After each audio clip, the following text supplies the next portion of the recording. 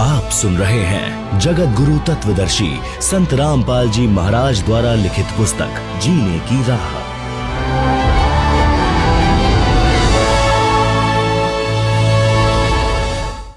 आप सुन रहे हैं जगत गुरु तत्वदर्शी संत रामपाल जी महाराज द्वारा लिखित पुस्तक जीने की राह का पेज नंबर 117। पाठक जनों, यह तो एक उदाहरण है। वास्तव में भक्त को परमात्मा पर पूर्ण विश्वास होना चाहिए कि परमात्मा जो चाहे सो कर सकता है। यदि कोई कहे कि परमात्मा यह नहीं कर सकता, वह नहीं कर सकता, तो उसको भक्ति अधिकार ही नहीं है। क्यों अपना समय भक्ति का नाटक करके व्यर्थ करे? परमात्मा पर पूर्ण विश्वास करके भक्ति राह पर चलेगा तो मंजिल पर पहुंचेगा। परमात्मा जो करता है अच्छा ही करता है। दीक्षा लेने के उपरांत भक्त के ऊपर भक्ति की राह में कितना ही कष्ट आए, मन में यही आए कि परमात्मा जो करता है भक्त के भले में ही करता है। आप सुन रहे हैं जगत गुरु तत्वदर्शी संत रामपाल जी महाराज द्वारा लिखित पुस्तक जीने की राह का पेज नंबर 118। एक कथा। एक राजा तथा महामंत्री गुरु के शिष्य थे। महामंत्री जी को पूर्ण विश्वास था, परंतु राजा को सत्संग सुनने का समय कम मिलता था, जिस कारण से वह परमात्मा के विधान से पूर्ण परिचित नहीं था, परंतु भक्ति श्रद्धा से करता था। महामंत्री को राजा हमेशा अपने साथ रखता था, उसकी सबसे अधिक इज्जत करता था। एक मंत्री को महामंत्री से इसी बात पर ईर्ष्या थी। वह महामंत्री को राजा की नजरों में गिराने के लिए राजा को महामंत्री के विषय में निंदा करता था।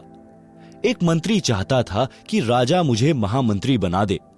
उसके लिए बार बार कहता था कि राजन, यह महामंत्री विश्वास पात्र नहीं है, यह आपको कभी भी धोखा दे सकता है। एक दिन राजा तथा महामंत्री तथा वह चापलूस मंत्री व अन्य मंत्रीगण किसी अन्य शहर में जाने की तैयारी में महल के अंदर हॉल में खड़े थे। राजा अपनी तलवार को निकालकर उसकी धार यानी तीखापन चेक करने लगा और अन्य मंत्रियों से बातें भी कर रहा था, जिस कारण से राजा के हाथ की एक अंगुली कटकर गिर गई।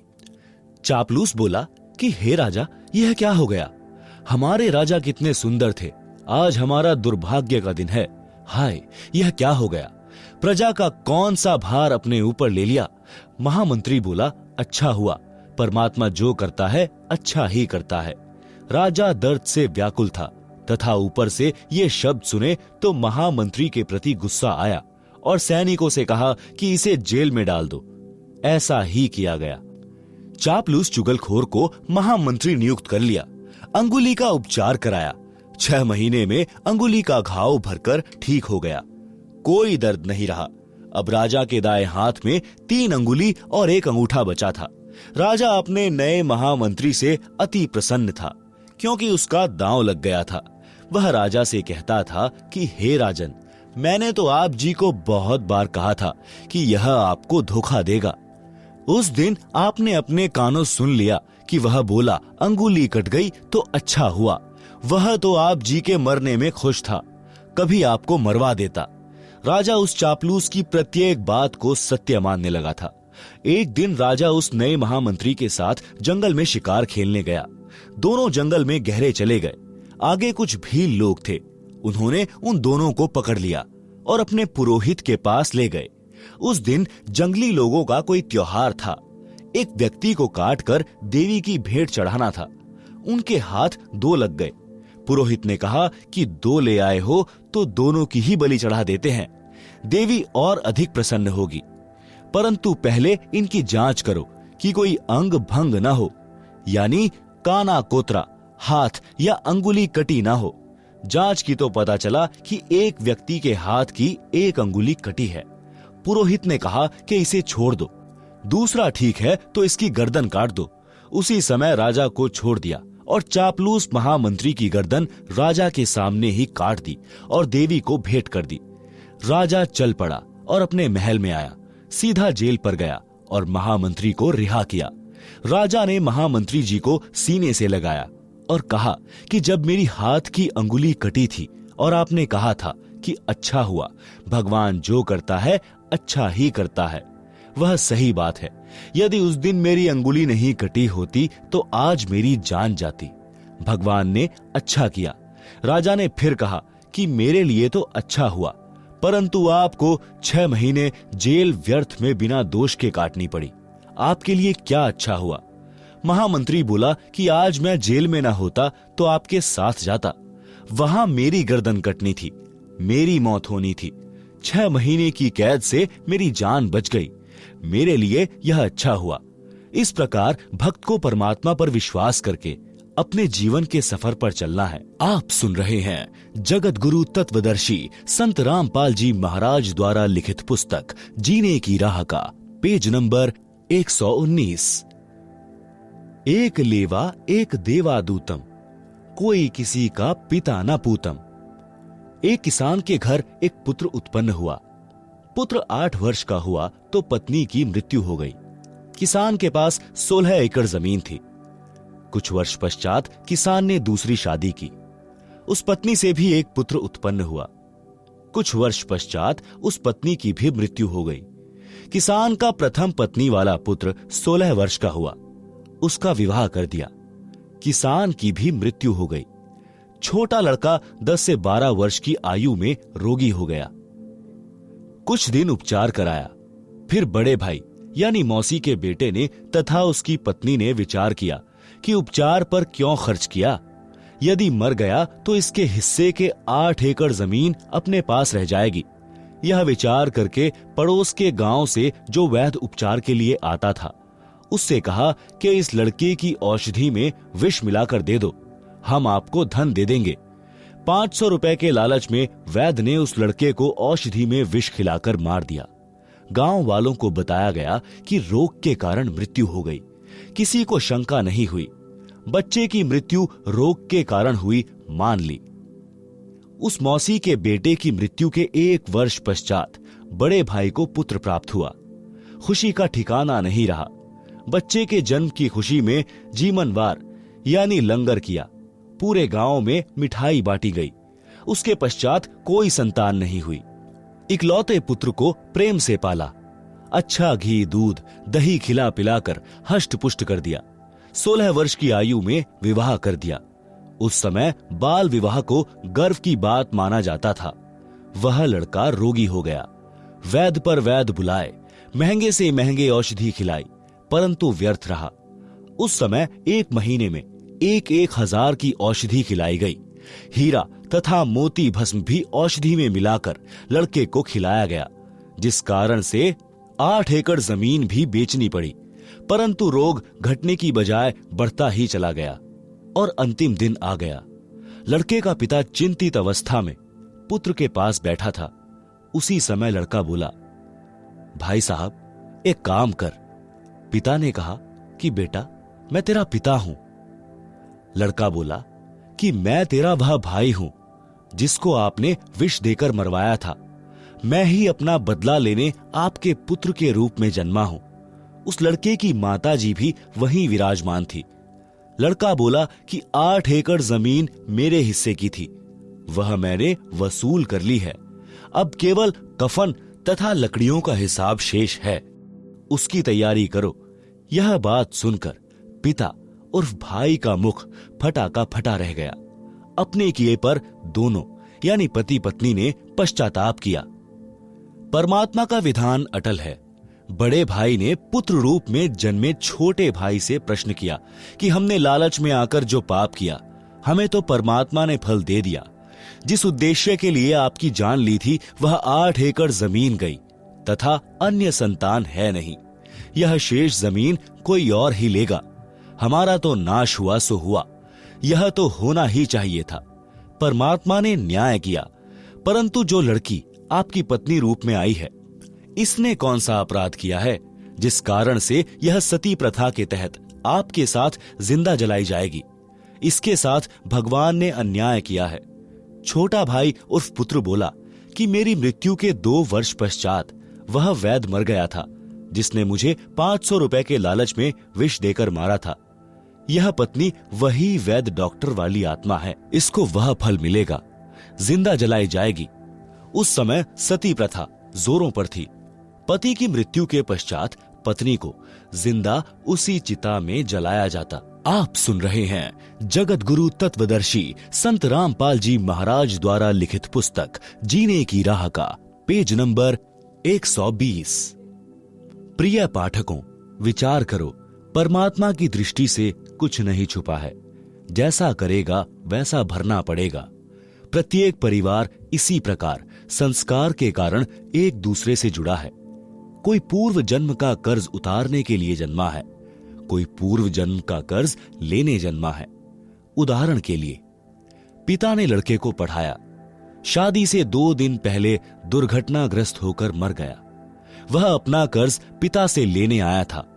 बेटा जवान हुआ, कार्य करके निर्वाह करने लगा। पिता रोगी हो गया, लाखों रुपए लगे, व्यर्थ रहे, मर गया। यह पिता पिछले जन्म का कर्ज लेने आया था, कुछ देने आया था। लड़की का विवाह किया, 2 वर्ष पश्चात लड़की मर गई। बहुत दहेज दिया था। वह दामाद पूर्व जन्म के ऋण के बदले में लड़की भी ले गया और धन भी। वर्तमान में जो किसी के साथ धोखा करके धन हड़प लेते हैं, वह धन अगले जन्म में दामाद बनकर वसूलेगा। परमात्मा का अटल विधान है, बुद्धिमान को संकेत ही पर्याप्त है। उपरोक्त केवल कथा नहीं है, यह हकीकत है। कोई यह कहता है कि यह तो डराने के लिए कथा बनाई, किसने देखा है क्या होगा।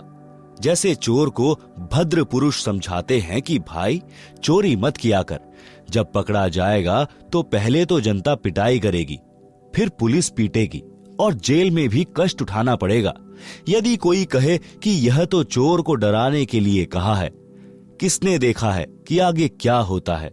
विचार करें कि चोर को सच्चाई से अवगत करवाकर डराया है और सच्चाई भी है।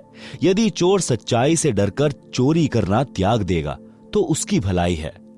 यदि कहेगा कि किसने देखा है, आगे क्या होता है, उसके साथ वह सब गुजरेगी जो पहले बताई गई थी।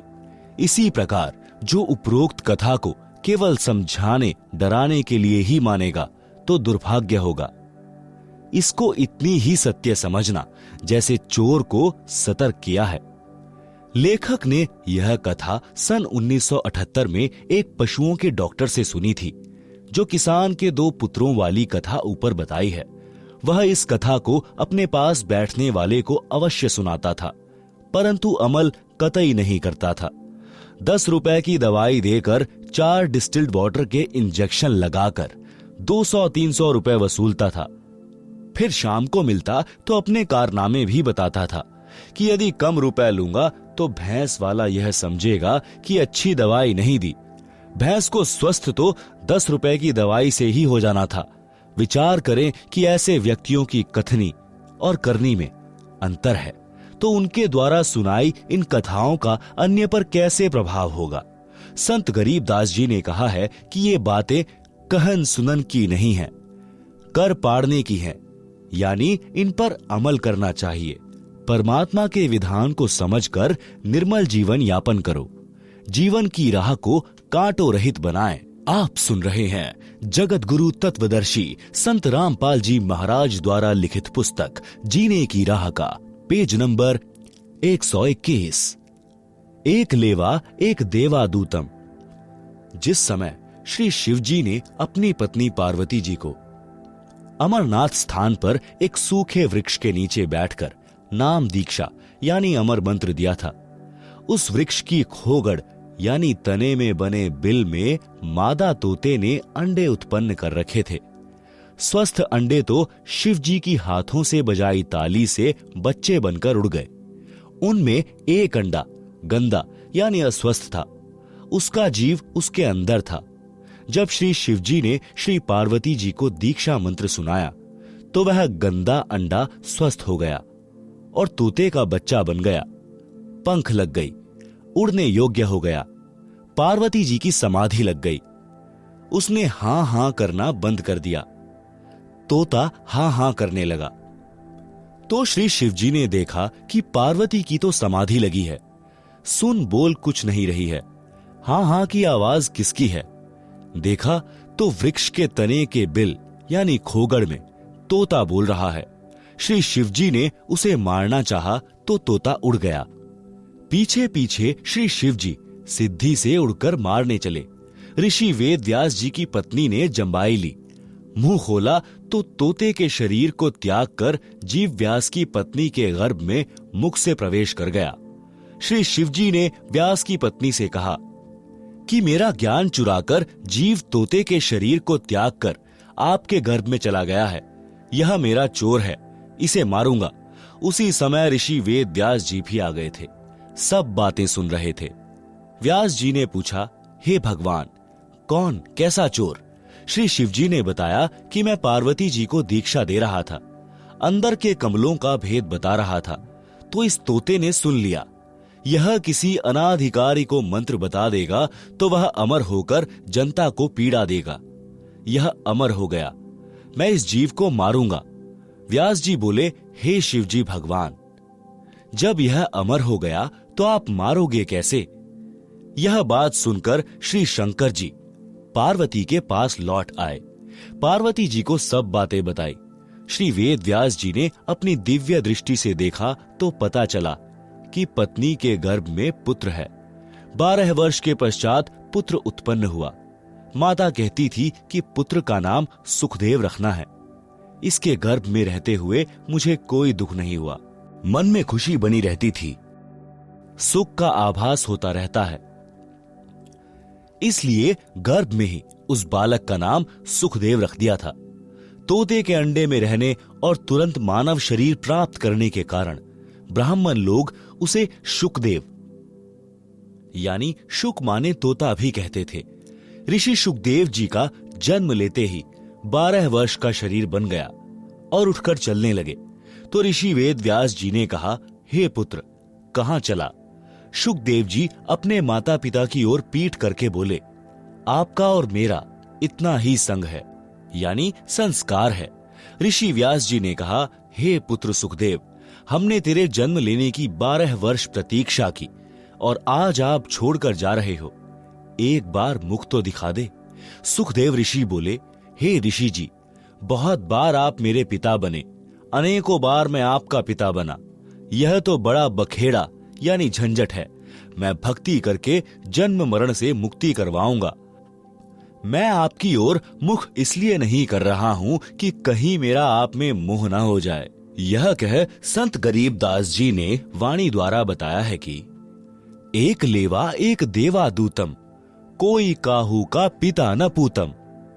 ऋण संबंध जुड़ा एक ठाठा, अंत समय सब 12 बाटा। आप सुन रहे हैं जगत गुरु तत्वदर्शी संत रामपाल जी महाराज द्वारा लिखित पुस्तक जीने की राह का पेज नंबर 122। भावार्थ, शुकदेव जी ने कहा कि जो परिवार के सदस्य बेटा, पिता आदि आदि नातों में हैं, वे सब पूर्व जन्मों का ऋण लेने या देने के लिए जुड़े हैं। वास्तव में कोई किसी का पिता पुत्र नहीं है। मृत्यु के उपरांत सब अपने अपने संस्कारवश भिन्न स्थानों पर जाकर अन्य शरीर धारण कर लेते हैं। इसलिए कोई किसी का पिता पुत्र नहीं है। पाठकों ने ऊपर किसान के पुत्रों वाली कथा में पढ़ा है कि बड़े भाई ने छोटे मौसी के पुत्र को 8 एकड़ जमीन के लालच में मरवाया, तो वही जीव उसका पुत्र बनकर अपना ऋण लेने जन्मा और अपना हिसाब चुकता करके मर गया। इसलिए कहा है कि एक लेवा यानी ऋण लेने वाला, एक देवा यानी ऋण चुकाने वाला, दूतम कोई काहू का पिता नहीं पूतम। ऋण संबंध जुड़ा एक ठाठा यानी परिवार रूप में ठाठ से रहते दिखाई देते हैं। अचानक मृत्यु हो जाती है। अंत समय में 12 बाटा यानी मृत्यु के पश्चात कोई नहीं, और जन्म लेगा यानी 12 यानी 12 बाट यानी रास्तों पर चले जाएंगे। इतनी वार्ता पिता से करके शुकदेव आकाश में उड़कर अन्य स्थान पर चला गया। प्रिय पाठकों, इसलिए भक्ति करो और जीव का कल्याण करवाओ। केवल परिवार से चिपक कर अपना जीवन नष्ट न करो। परमात्मा की भक्ति से ऋण भी सरलता से उतर जाएगा। आप सुन रहे हैं जगत गुरु तत्वदर्शी संत रामपाल जी महाराज द्वारा लिखित पुस्तक जीने की राह का पेज नंबर 123। कथनी और करनी में अंतर घातक है। एक व्यक्ति प्रसिद्ध कथावाचक था तथा प्रतिदिन रामायण का पाठ भी करता था। एक दिन किसी कार्यवश पाठी जी को शहर जाना पड़ा। उसके साथ उसका साथी भी था। गांव से 3 किलोमीटर दूर रेल का स्टेशन था। सुबह 5 बजे गाड़ी पर चढ़ना था, इसलिए स्नान करके स्टेशन पर पहुंच गए। विचार किया कि पाठ गाड़ी में कर लूंगा। गाड़ी में चढ़ गए। जिस डिब्बे में वे दोनों चढ़े वह भरा था। कोई सीट खाली नहीं थी। कुछ व्यक्ति खड़े थे। गाड़ी चल पड़ी। कुछ देर पश्चात उस पाठी ने सीट पर बैठे 2 व्यक्तियों से कहा कि भाई साहब, कृपया मुझे सीट दे दें, मैंने रामायण का पाठ करना है।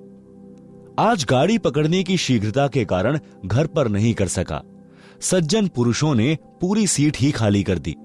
वे खड़े हो गए और बोले, हे विप्र जी, हमारा अहोभाग्य है कि आज हमको भी पवित्र ग्रंथ रामायण जी का अमृत ज्ञान सुनने को मिलेगा।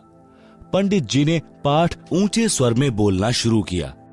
प्रसंग था, भरत ने अपने बड़े भाई के अधिकार वाले राज्य को स्वीकार नहीं किया। जब तक श्री रामचंद्र जी वनवास पूर्ण करके नहीं आए, तब तक राजगद्दी पर अपने भाई रामचंद्र की जूती रखी और स्वयं पृथ्वी पर बैठा और नौकर बनकर राजकाज संभाला। जब भाई रामचंद्र अयोध्या लौटे तो उनको राज्य लौटा दिया। भाई हो तो ऐसा। पाठ संपूर्ण होने पर सबने कहा कि वाह पंडित जी, वाह, कमाल कर दिया। एक व्यक्ति उसी डिब्बे में ऐसा बैठा था जिसने अपने पिताजी की वर्षी पर 1 दिन का पाठ करना था। कोई पाठी नहीं मिल रहा था। वर्षी अगले दिन ही थी। उसने पंडित जी से कहा कि हे गुरुजी, कल मेरे पिताजी की वर्षी के उपलक्ष्य में पाठ कर दो। पंडित जी बोले कि कल नहीं कर सकता। सब उपस्थित यात्रियों ने कहा कि पंडित जी, आपका तो कार्य यही है, इस बेचारे के लिए मुसीबत बनी है। परंतु पाठी साफ मना कर रहा था। सबने पूछा कि ऐसा क्या आवश्यक कार्य है जो आप कल पाठ को मना कर रहे हो। पंडित जी बात को टाले, बस वैसे ही। उसका साथी बोला कि मैं सच्चाई बताऊं, यह कल क्यों पाठ नहीं कर सकता। इसने अपने भाई पर 50 गज की कुर्ड़ी के गड्ढे पर मुकदमा कर रखा है। मैं इसका गवाह हूं। कल की तारीख है। उपस्थित व्यक्ति बोले कि हे पंडित जी, कथा तो कैसी मार्मिक सुनाई और आप अमल कतई नहीं करते। ऐसे व्यक्ति के द्वारा की गई कथा का श्रोताओं पर क्या प्रभाव पड़ेगा। कबीर जी ने कहा है कि करनी तज कथनी कथें, अज्ञानी दिन रात। कुक्कर यानी कुत्ते, कुक्कर ज्यों भौंकत फिरें, सुनी सुनाई बात।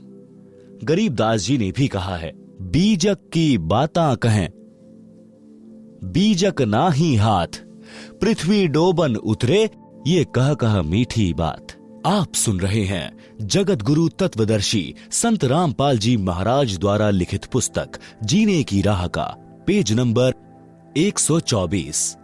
शब्दार्थ। जो व्यक्ति कहते हैं ज्ञान की बातें, औरों को शिक्षा देते हैं कि किसी का बुरा मत करो, परंतु स्वयं गलती करते हैं, वे आध्यात्मिक गुरु उस कुत्ते के समान है जो व्यर्थ में भौंकता रहता है। उसी प्रकार ये धर्म गुरु एक दूसरे से कथा सुनकर शिष्यों को सुनाते हैं, स्वयं अमल नहीं करते। वाणी नंबर 2। वे अज्ञानी धर्म गुरु तत्व ज्ञान कहकर कोरे अज्ञान का प्रचार करते हैं, क्योंकि उनको तत्व ज्ञान का पता नहीं है। वे झूठे व्यक्ति पृथ्वी पर मानव के अनमोल जीवन का नाश करने के लिए जन्मे होते हैं। सत्संग से मिली भक्ति की राह। संत नित्यानंद जी का बचपन का नाम नंदलाल था। वे ब्राह्मण कुल में जन्मे थे। संत गरीबदास जी गांव छुड़ानी, जिला झज्जर के कुछ समय समकालीन थे। संत गरीबदास जी का जीवन सन 1717 से सन 1778 तक रहा था। उस समय ब्राह्मणों का विशेष सम्मान किया जाता था, सर्वोच्च जाति मानी जाती थी, जिस कारण से गर्व का होना स्वाभाविक था। नंदलाल जी के माता पिता का देहांत हो गया था। उस समय वे 7-8 वर्ष के थे। आप जी के नाना जी नारनौल के नवाब के कार्यालय में उच्च पद पर विराजमान थे। आप जी का पालन पोषण नाना नानी जी ने किया। शिक्षा के उपरांत नाना जी ने अपने दोहते नंदलाल को नारनौल में तहसीलदार लगवा दिया। एक तो जाति ब्राह्मण, दूसरे उस समय तहसीलदार का पद, जिस कारण से अहंकार का होना सामान्य बात है। तहसीलदार जी का विवाह भी नाना नानी ने कर दिया था। तहसीलदार जी के महल से थोड़ी दूरी पर एक वैष्णव संत श्री गुमानी दास जी अपने किसी भक्त के घर सत्संग कर रहे थे। वे श्री विष्णु जी के भक्त थे। सर्व संत जन अपने सत्संग में परमात्मा कबीर जी की अमृतवाणी का सहयोग अवश्य लेते थे।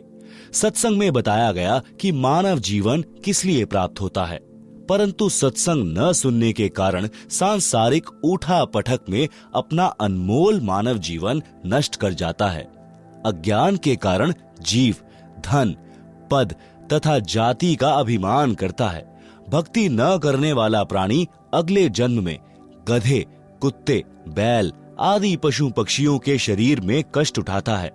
इसलिए अभिमान त्याग कर पूर्ण संत से दीक्षा लेकर अपना कल्याण करवाना चाहिए, अन्यथा पर्वत से भारी कष्ट भोगना पड़ेगा।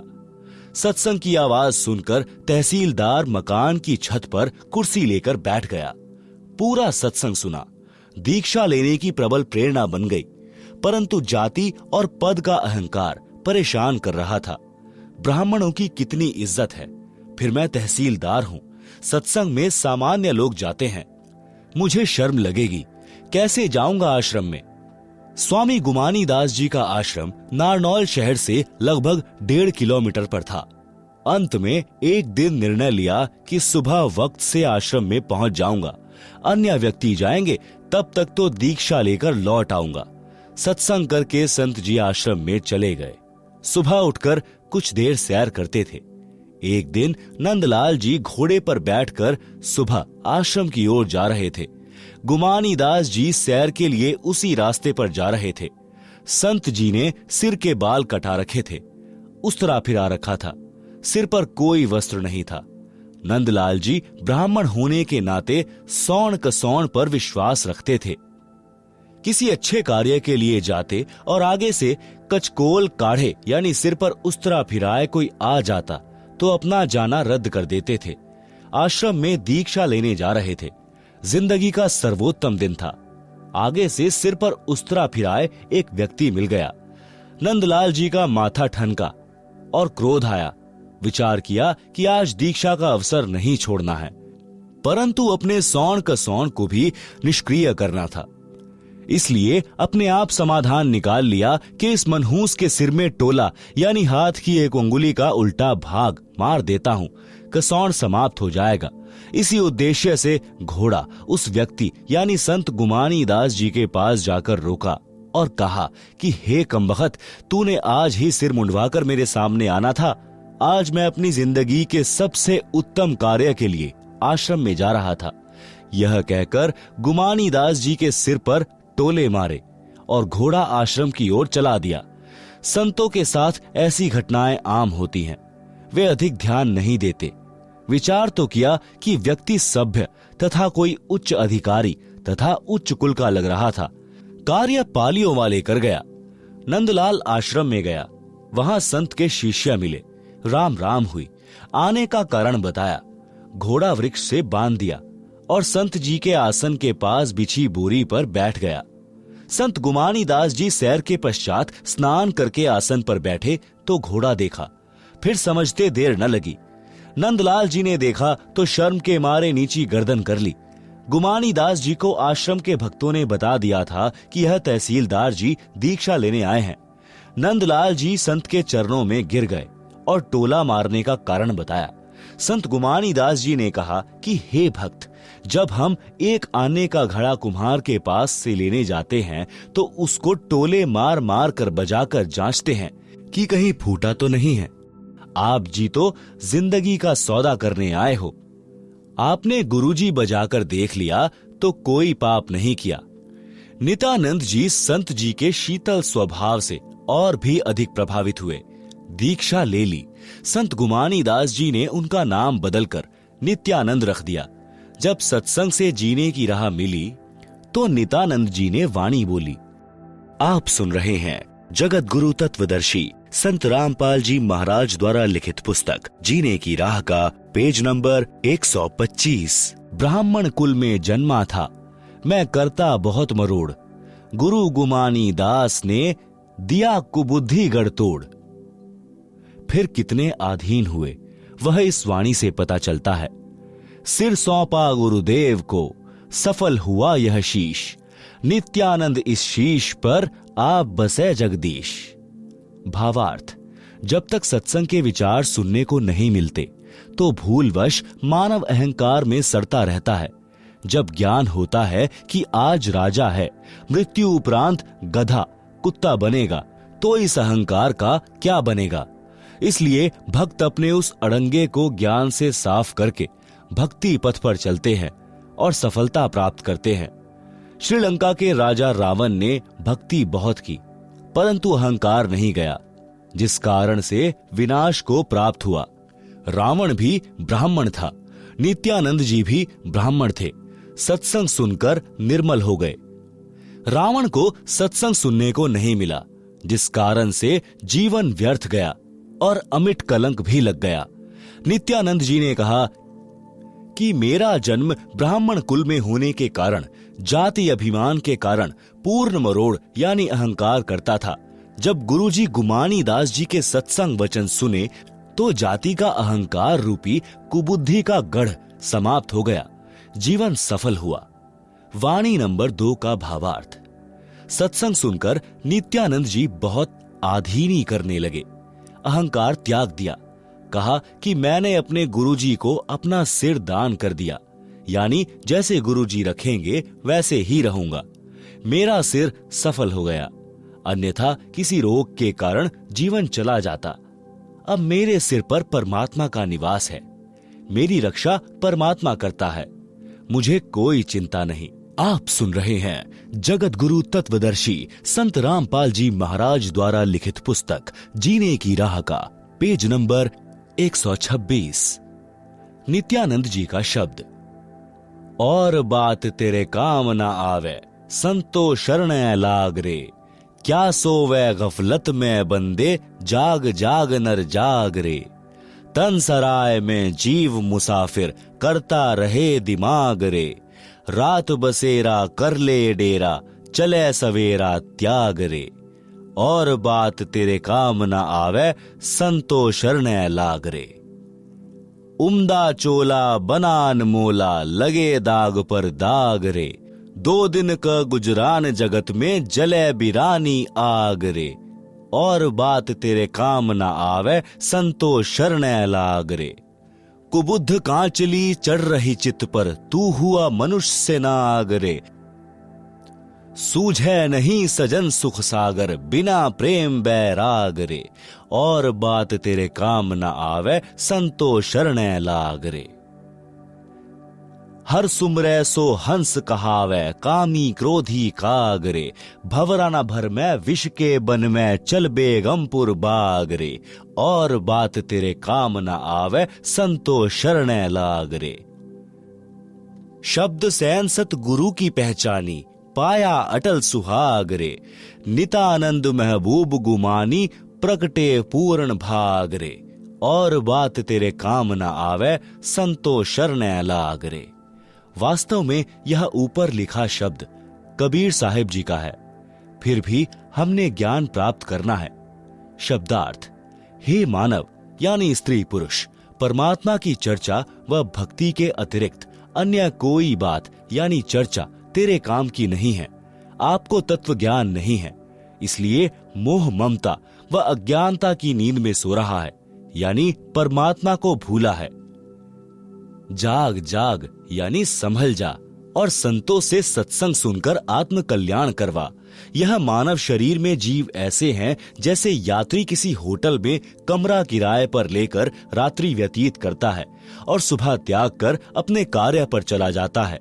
इसी प्रकार इस शरीर रूपी होटल में जीव यात्री के समान है।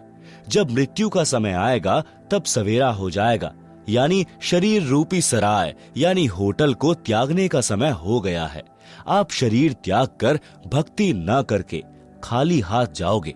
आप सुन रहे हैं जगत गुरु तत्वदर्शी संत रामपाल जी महाराज द्वारा लिखित पुस्तक जीने की राह का पेज नंबर 127। मानव शरीर रूपी वस्त्र अनमोल है।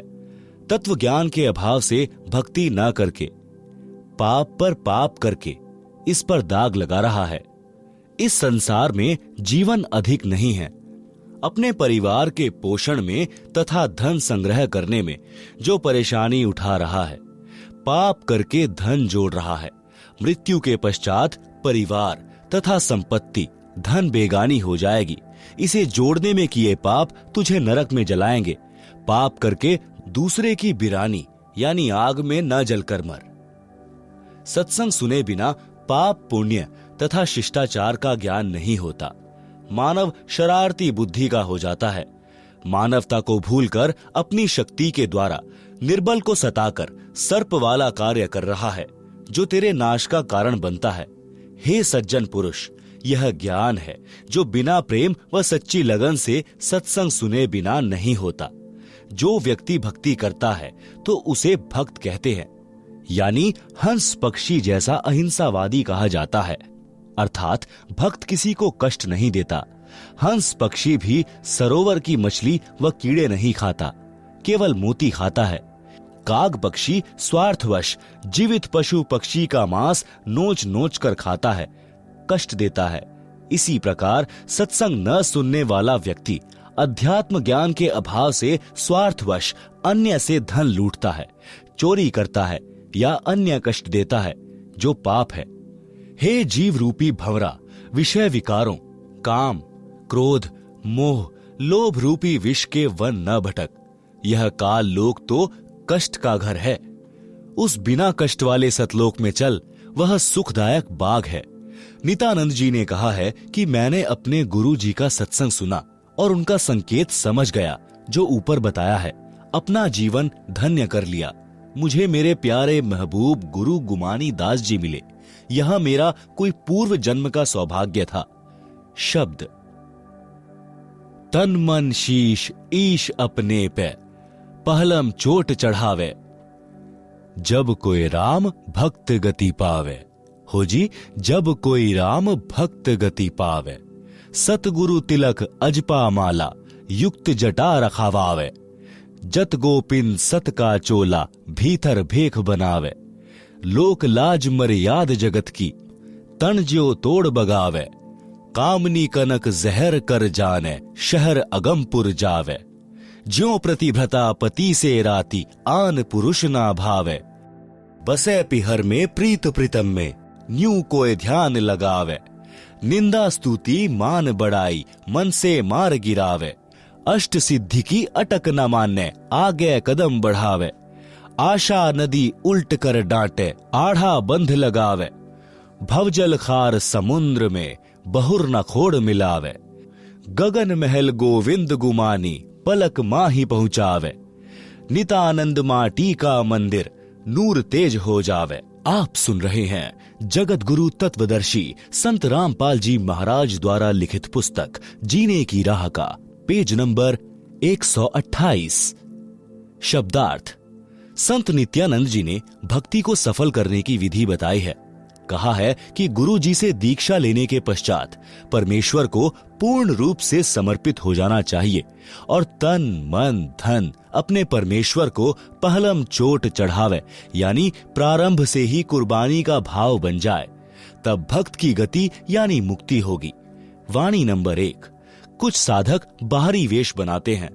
वे मस्तिष्क पर तिलक लगाते हैं, माला से मंत्र जाप करते हैं, सिर पर बड़े बड़े बाल बढ़ाकर रखते हैं, कच्छे के स्थान पर केवल कोपीन यानी 4 इंच चौड़ा कपड़ा बांधते हैं तथा शरीर पर लंबा कुर्ता जो घुटने से भी नीचे तक लंबा होता है पहनते हैं। इस बाहरी दिखावे के स्थान पर अपने सद्गुरु को सम्मान दो, उसको मस्तक पर बैठाओ, यानी गुरु का भक्त बनकर प्रत्येक मर्यादा व आज्ञा का पालन करके जनता में उदाहरण बने कि भक्त हो तो ऐसा जिससे गुरु जी की शिक्षा दीक्षा का परिणाम दूर से दिखाई दे, जैसे माथे पर तिलक दूर से दिखाई देता है, जो भक्त की पहचान है। भक्त की पहचान बाहरी आडंबर की बजाय क्रिया से करवाई जाए। शुभ कर्म करे, बुराइयों से बचे, श्वास के जाप की माला श्वास उश्वास से अजपा जाप करे, सिर पर बड़े बालों की जटा के स्थान पर सतगुरु द्वारा बताई भक्ति की युक्ति को दृढ़ता से अपनाए। गुप्तांग पर केवल कोपीन से संयम नहीं रहता, संयम रहता है जति भाव अपनाने से, वह अपनाए। युवा स्त्री को देखकर मन में दोष न आने दें, सत्य वचन बोलें। यह भक्त का असली चोला यानी भक्त दिखाई देने वाला वस्त्र है। सत्य ज्ञान से पता चलता है कि यह सत्य भक्ति कर रहा है या अपना जीवन गलत साधना में नष्ट कर रहा है। संसार के व्यक्तियों के व्यंगों व लाज यानी शर्म के कारण भक्ति में बाधा न आने दें। उस लोक लाज यानी यह शर्म की लोग क्या कहेंगे। मैं सत्संग में जाता हूँ, दंडवत करता हूँ, परंपरागत भक्ति त्याग दी है। इस लोक लाज को तिनके की तरह तोड़कर फेंक दें, यानी उसको बाधा न बनने दें। कनक यानी स्वर्ण तथा कामिनी यानी सुंदर युवती को देखकर अपनी नियत में दोष न आने दें, उसे विष के तुल्य जाने, तब साधक अमर लोक में जा सकेगा। अपने इष्ट देव के प्रति पतिव्रता स्त्री की तरह समर्पित रहें, जैसे पतिव्रता स्त्री अपने पति के अतिरिक्त अन्य किसी पुरुष को पति रूप में इच्छा नहीं करती, चाहे कितना ही सुंदर व धनवान हो। अपने परमात्मा की भक्ति को कभी न भूलें। लोग दिखावा न करके हृदय से मन मन में श्वास उश्वास से परमात्मा के नाम का स्मरण करता रहे। भक्त से तात्पर्य है कि स्त्री या पुरुष कोई भी हो। जैसे पतिव्रता स्त्री अपने मायके घर चली जाती है तो वह परिवार को पता नहीं लगने देती कि वह अपने पति को याद करती है। इस प्रकार साधक अपना ध्यान प्रभु चिंतन में लगाएं। आप सुन रहे हैं जगत गुरु तत्वदर्शी संत रामपाल जी महाराज द्वारा लिखित पुस्तक जीने की राह का पेज नंबर 129। पूर्ण सद्गुरु से सत्य भक्ति प्राप्त करने के पश्चात कोई भक्त की निंदा करता है तो बुरा न माने, यदि कोई प्रशंसा करता है तो उससे प्रभावित न हो। सत्य भक्ति शास्त्रानुसार विधि विधान से करते हैं तो साधक को कुछ सिद्धियां प्राप्त हो जाती हैं जो मोक्ष में सहायक नहीं होती। वे संख्या में 8 हैं। उनके द्वारा साधक किसी को हानि किसी को लाभ देकर अपनी भक्ति नष्ट करता है। वह चमत्कार दिखाकर प्रसिद्ध तो हो जाता है परंतु उसका भविष्य नरक बन जाता है, पशु पक्षियों की योनियों को प्राप्त करता है। इसलिए मोक्ष प्राप्ति की इच्छा करते हुए साधक इन अष्ट सिद्धियों वाली फोकट प्रभुता में न अटके। इनको त्याग कर मोक्ष प्राप्ति के उद्देश्य से इनसे आगे की आशा करें, आगे को बढ़ें। इस पृथ्वी लोक के धन वैभव राज संपत्ति की अनेकों इच्छाओं रूपी नदी को रोकें। आढ़ा बंद लगाना यानी दृढ़ निश्चय रूपी मजबूत बंद लगाएं। संसार रूपी खारे यानी दुखों से भरे समुद्र में फिर जन्म न लें। जिस ईष्ट की भक्ति गुरु बताता है वह गुरु अपने अनुयायियों को उस ईष्ट के धाम में जो आकाश में है पहुंचाने में पूरा सहयोग करता है। नित्यानंद जी के गुरु जी श्री गुमानी दास जी श्री विष्णु जी के भक्त थे। नित्यानंद जी ने उसी की प्राप्ति की महिमा बताई है तथा कहा है कि अपनी साधना की शक्ति को सुरक्षित रखने से सूक्ष्म शरीर जो स्थूल शरीर के अंदर है वह भक्ति की शक्ति से तेजोमय हो जाता है। यदि भक्ति नहीं करता तो वह शरीर मिट्टी के तुल्य था। इस शब्द से यह प्रमाणित हुआ है कि जैसे खिलाड़ी जिला स्तर पर खेलते हैं तो खेल के नियम वही होते हैं जो अंतर्राष्ट्रीय स्तर पर खेलने वाले खेल के होते हैं। नित्यानंद जी तो राज्य स्तर पर खेल खेला करते थे, उसको सफल किया। हम परमात्मा कबीर जी को इष्ट मानकर भक्ति करते हैं, नियम वही हैं। हम अंतर्राष्ट्रीय स्तर के खिलाड़ी हैं। संत नित्यानंद जी ने अपने जीवन के अंतिम दिन जटैला तालाब पर भक्ति करके व्यतीत किए। जटैला तालाब भिवानी जिले की तहसील दादरी में कई गांवों की सीमा पर बना है। गांव माजरा, भिगोवा, बास आदि आदि की सीमा पर है। संत नित्यानंद जी श्री विष्णु यानी श्री कृष्ण जी की भक्ति करते थे। उनके गुरु श्री गुमानी दास जी दिल्ली के संत श्री चरण दास वैष्णव के शिष्य थे। पाठक जन पढ़ें सृष्टि रचना इसी पुस्तक के पृष्ठ 254 पर। आप जी को ज्ञान होगा कि संत नित्यानंद जी को किस श्रेणी का मोक्ष प्राप्त हुआ है। संत गरीब दास जी को परमात्मा कबीर जी मिले थे। उन्होंने संत गरीब दास जी को बताया कि संत भक्त किसी भी स्तर की भक्ति कर रहा है वह आदरणीय है, परंतु जब तक परम सतगुरु यानी पूर्ण गुरु नहीं मिलेगा जो 2 अक्षर का सच्चा नाम दीक्षा में देता है, तब तक न तो उस गुरु की मुक्ति है और न शिष्य की। गरीब साध साध सब नेक हैं, आप आपनी ठौर, जो निज धाम पहुंचा वहीं सो साधु कोई और। साध हमारे सगे हैं ना काहू को दोष, जो सार नाम बता वहीं सो साधु सिरपोश। आप सुन रहे हैं जगत गुरु तत्वदर्शी संत रामपाल जी महाराज द्वारा लिखित पुस्तक जीने की राह का पेज नंबर 130। शब्दार्थ। संत गरीब दास जी ने कहा है कि जो परमात्मा का सत्य मार्ग बताते हैं वे संत अच्छी आत्माएं हैं, उनका उद्देश्य गलत नहीं है। जो जहां तक का ज्ञान रखता है वह उस स्थान पर ठीक है। यानी जैसे कोई विष्णु की साधना बताता है, कोई शिव की तथा कोई ब्रह्म की साधना वेदों अनुसार करता तथा करवाता है, वह उस स्थिति तक तो ठीक है, परंतु साधना से निज धाम यानी सनातन परम धाम यानी सतलोक प्राप्त नहीं हो सकता। जो संत सतलोक प्राप्ति का मार्गदर्शन करते हैं वे संत उपरोक्त संतों से भिन्न हैं। जो संत परमात्मा के लिए प्रयत्नशील हैं वे सब संत हमारे सगे यानी रिश्तेदार हैं, हमारे खास साथी हैं। इनको हम दोष नहीं देते क्योंकि इनको पूर्ण मोक्ष मंत्र सार नाम का ज्ञान नहीं है। इन संतों का शिष्य बनने से जीव का पूर्ण मोक्ष नहीं होता, जन्म मरण बना रहता है। जो संत सार नाम की दीक्षा देते हैं वे हमारे सिर के ताज हैं। वे सिर माथे पर रखने योग्य हैं, अर्थात विशेष आदरणीय हैं। श्री विष्णु जी का स्वयं जन्म मरण रहता है तो उपासक को वह मोक्ष नहीं मिल सकता। जो गीता अध्याय 15 श्लोक 4 में कहा है कि तत्वदर्शी संत से तत्व ज्ञान प्राप्ति के पश्चात परमेश्वर के उस परम पद की खोज करनी चाहिए जहां जाने के पश्चात साधक फिर लौटकर संसार में कभी नहीं आता।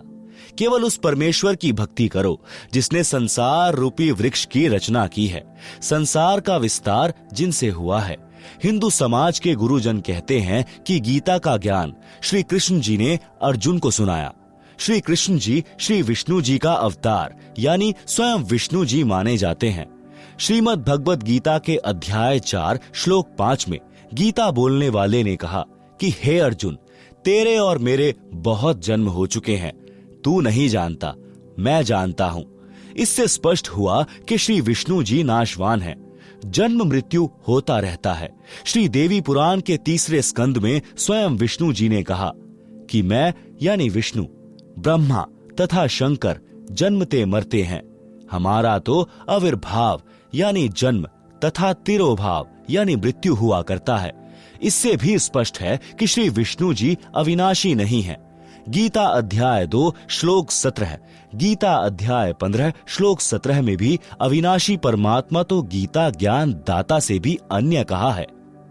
फिर गीता अध्याय 18 श्लोक 62 में गीता ज्ञान दाता ने कहा कि हे भारत, सर्व भाव से तू उस परमेश्वर की शरण में जा, उस परमेश्वर की कृपा से ही तू परम शांति को तथा सनातन परम धाम को प्राप्त होगा। इन प्रमाणों से सहज में पता चलता है कि श्री नित्यानंद जी को गीता में वर्णित पूर्ण मोक्ष प्राप्त नहीं हुआ। कबीर जी ने कहा है कि जो जाकी शरणा बसे ताको ताकी इलाज, जल सौ ही मछली चढ़े बह जाते गजराज। आप सुन रहे हैं जगत गुरु तत्वदर्शी संत रामपाल जी महाराज द्वारा लिखित पुस्तक जीने की राह का पेज नंबर 131। भावार्थ। जो भक्त जिस भी देवी देव की भक्ति करता है वह इष्ट अपने भक्त को राहत अवश्य देता है, जो सामान्य व्यक्ति के लिए अनहोनी के समान होती है। उदाहरण के लिए यदि किसी व्यक्ति ने थानेदार की सेवा कर रखी है, यानी मित्रता कर रखी है, तो थानेदार अपने मित्र को थाने में आने पर कुर्सी पर बैठाता है, चाय भोजन खिलाता पिलाता है, जो सामान्य व्यक्ति के लिए संभव नहीं है। यह सामान्य व्यक्ति के लिए अनहोनी से कम नहीं है। यदि किसी ने पुलिस अधीक्षक यानी एसपी से पहचान बना रखी है तो उसको और अधिक लाभ होता है। इसी प्रकार हम ऊपर चलें तो प्रांत में यदि मुख्यमंत्री जी से पहचान है तो उसको जो लाभ होगा वह नीचे वालों की तुलना में अनहोनी होगी। इसी प्रकार यदि देश के प्रधानमंत्री जी से मेल हो जाए तो लाभ का वार पार नहीं। लेखक यह कहना चाहता है कि यदि कोई देवी देवताओं की भक्ति करता है तो लाभ तो उनको भी मिलता है, परंतु जो लाभ पूर्ण परमात्मा की भक्ति से सर्व लाभ होता है, यदि प्रधानमंत्री का व्यक्ति है तो उसके साथ देश के सर्व मुख्यमंत्री, मंत्री तथा अन्य अधिकारी कर्मचारी हो जाते हैं। सब उसका सहयोग करते हैं, विरोध का स्थान नहीं रहता। इसी प्रकार पूर्ण परमात्मा की भक्ति करने वाले भक्त के साथ विश्व के सब देवी देवता हो जाते हैं। वे उसकी हर संभव सहायता करते हैं, बाधा नहीं करते। यदि कोई भूत पित्तर, प्रेत, भैरव, बेताल पूर्ण परमात्मा के भक्त को हानि करने की सोचता भी है तो देवी देवता ही उनको दूर कर देते हैं और बताते हैं कि तुम्हें पता है यह किसकी शरण में है। फिर वे शैतान शक्तियां भय मानकर कोई हानि करने की हिम्मत नहीं करते। यदि गलती से किसी भूत प्रेत ने कुछ छेड़छाड़ परमेश्वर के भक्त से कर दी तो उसे परमेश्वर के गण पकड़ कर ले जाते हैं और पिटाई करके सलाखों के अंदर बंद कर देते हैं। परमात्मा कबीर जी ने कहा है कि एक है साधे सब सधे, सब साधे सब जाए, माली सींचे मूल को, फूले फले अदाए। शब्दार्थ: आम या अन्य वृक्ष के पौधे की जड़ को जमीन में गड्ढा बनाकर रोपते हैं, जड़ की सिंचाई करते हैं। एक जड़ को साधने यानी पूजा करने से पौधे के सर्व अंग विकसित होते हैं। पौधा अच्छी तरह फलता फूलता है।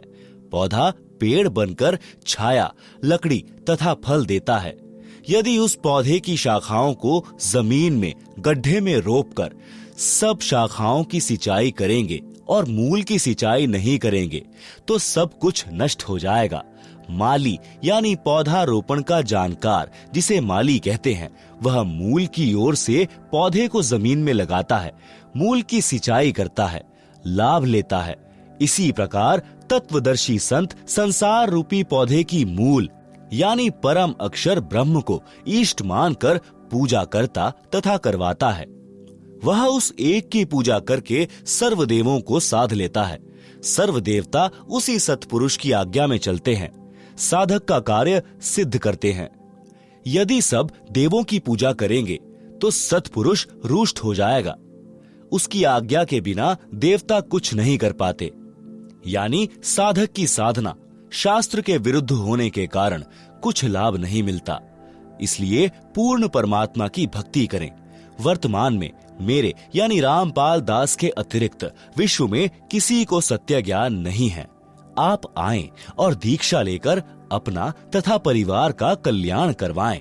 आप सुन रहे हैं जगत गुरु तत्वदर्शी संत रामपाल जी महाराज द्वारा लिखित पुस्तक जीने की राह का पेज नंबर 132। मनीराम कथावाचक पंडित की करनी। मनीराम नाम का कथावाचक पंडित प्रसिद्ध था। हरियाणा के एक गांव में रामायण की कथा का आयोजन किया। रामायण की कथा अधिक से अधिक 11 दिन में संपूर्ण हो जाती है। मनीराम पंडित जी ने 30 दिन में संपूर्ण की। विचार किया था कि अधिक दिन कथा चलेगी तो प्रतिदिन दान आएगा, इस प्रकार अधिक दक्षिणा प्राप्त होगी। 30 दिन की कथा में मनीराम पंडित जी को 30 रुपए ही प्राप्त हुए। गांव के कुछ व्यक्तियों ने जिस दिन मनीराम ने कथा का समापन करना था उसी दिन उसी समय दिल्ली से नाचने गाने वाली प्रसिद्ध नृत्यिका चंपाकली का नाच गाना करा दिया। सारा गांव नाच गाना देखने सुनने उमड़ पड़ा। 2 घंटे में चंपाकली को 500 रुपए मिले। मनीराम जी को 30 दिन में कुल 30 रुपए प्राप्त हुए। पंडित जी के दुख का कोई वार पार नहीं रहा। रास्ते में गांव छुड़ानी था। मनीराम जी को पता था कि यहाँ गरीब दास जी परम संत रहते हैं, उनसे मिलकर आगे चलूंगा। संत गरीब दास जी के पास गांव तथा आसपास के गांवों यानी गवांड के 10-12 भक्त बैठे थे। उसी समय पंडित मनीराम जी पहुंच गए। संत गरीब दास जी से राम राम किया। संत गरीब दास जी ने भी राम राम कहा तथा उचित आसन देकर बैठाया। कुशल मंगल पूछा तो मनीराम बोले, हे महाराज, कलयुग का पहरा यानी समय आ गया है। धर्म का नाश हो लिया है, जान गेड़ा आ लिया है, अर्थात जनता का धर्म के प्रति भाव समाप्त हो चुका है। धरती आसमान फट जाए तो भी आश्चर्य की बात नहीं है। उपस्थित भक्तों ने पूछा कि हे पंडित जी, ऐसी क्या बात हो गई? मनीराम जी बोले कि क्या बताऊं, संत गरीब दास जी तो सब जानते हैं। भक्तों ने पूछा कि हे महाराज जी, ऐसी क्या बात हो गई जिससे पंडित जी को ठेस लगी है? संत गरीब दास जी ने कहा कि फूटी आंख विवेक की, अंधा है जगदीश, चंपाकली को 500, मनीराम को 30। भावार्थ, जिस जगदीश नाम के व्यक्ति ने जानबूझकर शरारत करके मनीराम जी की कथा के भोग लगने वाले दिन नाचने गाने वाली चंपाकली का प्रोग्राम कराया था, वह ज्ञान नेत्रहीन अंधा है। गांव के व्यक्तियों का भी विवेक यानी सोच विचार की आंखें फूटी हैं, यानी उन्होंने भी विचार नहीं किया कि धर्म कथा चल रही है, उसका विरोध ऐसे अभद्र तरीके से नहीं करना चाहिए था। हे भक्तों, मनीराम जी ने 11 दिन में संपूर्ण होने वाली कथा को अधिक दक्षिणा प्राप्त करने लालचवश 30 दिन तक खींचा। गांव के कुछ शरारती व्यक्ति भी मनीराम जी के उद्देश्य से परिचित थे, जिस कारण से उन्होंने पंडित जी को सबक सिखाने के लिए नृत्यिका को बुलाकर महापाप किया है। यह सच्चाई संत गरीब दास जी के मुख से सुनकर मनीराम जी के आश्चर्य का ठिकाना नहीं था। वह सोच रहा था कि आज 11:30 बजे सुबह भोग लगाकर मैं सीधा यहीं पहुंचा हूं। संत गरीब दास जी को कैसे पता चला? ये तो परमात्मा हैं, सब जानते हैं। मनीराम आसन से उठा और संत गरीब दास जी के चरणों में गिर गया और बोला, प्रभु, आपने सच कहा है कि मैंने भी लालचवश कथा को लंबा खींचा था। आप तो जानी जान हो। हे प्रभु, धर्म कर्म तथा जीने की सच्ची राह दिखाएं।